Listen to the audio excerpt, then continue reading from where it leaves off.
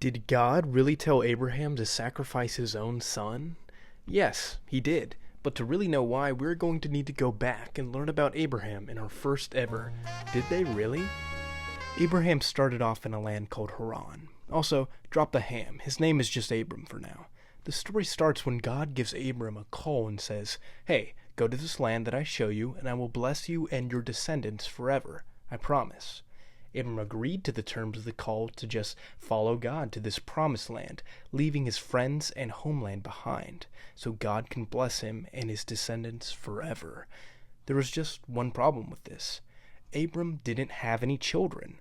Abram's wife Sarai was barren, and they never had kids, and they were in their 70s.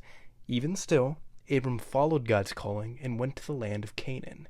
It was there where God gave a covenant to Abram, which is kind of like a contractual agreement that said Abram's offspring and descendants would outnumber the stars in the sky and would be the father of many nations. Fast forward through many stories we don't have time for, and we see 25 years later, God kept his promise. When Abraham was 100 years old, God gave him their first child, and his name was Isaac.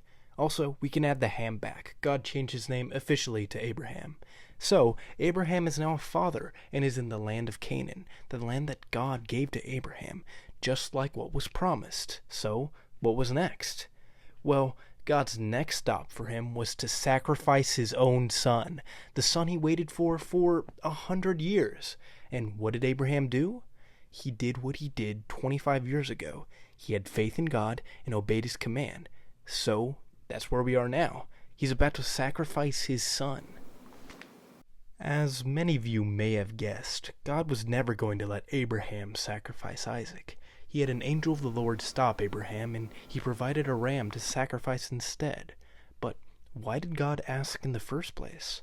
Well, for sure he was testing Abraham to see if he would give up the person he loved most for the Lord, and if he truly trusted God, and Abraham clearly passed that test. But I also think it's a picture foreshadowing when God the Father would have to give up his long-awaited son, Jesus, who is sacrificed by the hand of his own creation.